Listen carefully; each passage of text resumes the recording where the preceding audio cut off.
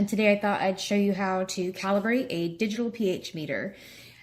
Just to go ahead and get things moving along quickly, you need to go ahead and fill each of the 3 glasses with 250 milliliters of distilled water. This one back here is just distilled water to rinse in between the dippings. Now, each meter is going to have its own directions and ways to calibrate it, and this is how I do this particular one that I purchased on Amazon for about $15, $16. Nothing super high end, and it works very well. But you want to make sure that you calibrate these every so often. And inside of here, I'm not sure if you can see this, but there is a like a glass vial there where it sits in its own, like, I guess what you might call a pH solution, and it needs to stay in there and be protected and stay wet at all times. So you always want to make sure you recover, after you use this. Just put the lid back on and make sure it's stored somewhere, where it can't just stay wet or get dried out all the time. Now we're going to go ahead and, as you can see, there's an on-off button and a calibration button.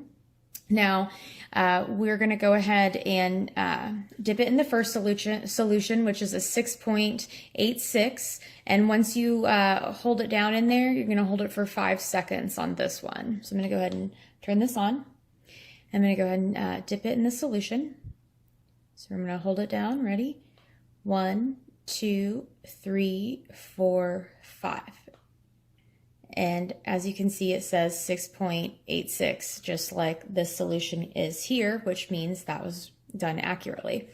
Now you're gonna want to make sure that you dip it in this distilled solution to kind of rinse off the first pH solution powder in between dippings, like I said. And you don't want to rub this really hard. You want to just lightly dab.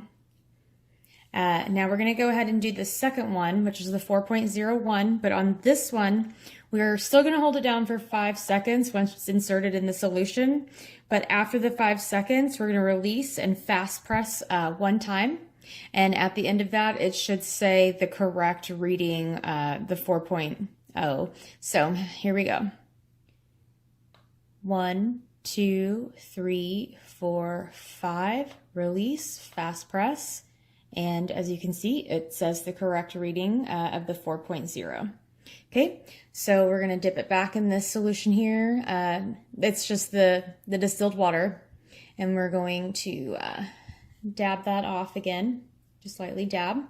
And now we're going to do the same on this one, but on this particular one, we are going to fast press it twice after we hold it down for the recommended 5 seconds. So here we go.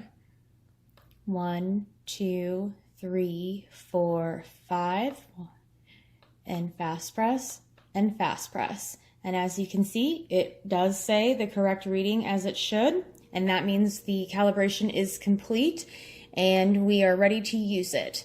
Now you want to understand that making sure that the pH of your watering solution that you use when you water your plants is the correct pH. If you're using cocoa, I believe the recommended range there is 5.5 between 6.2. And I want to say if you're using soil, it's like 6.2 to maybe 7. Or 5.8 to maybe 7 on soil, but I don't use soil, so that's not my recommended forte. But the most important thing to take away here is that you want to make sure that you check the sweet spots for whatever growing medium you're using, because if you have the wrong pH there, it can't uptake the nutrients that it needs. In fact, it may even lock itself out, and it may start looking like you have nutritional deficiencies that you actually don't. It's just not able to do anything. And if you don't correct that lockout, then your plants can very well, deteriorate and die.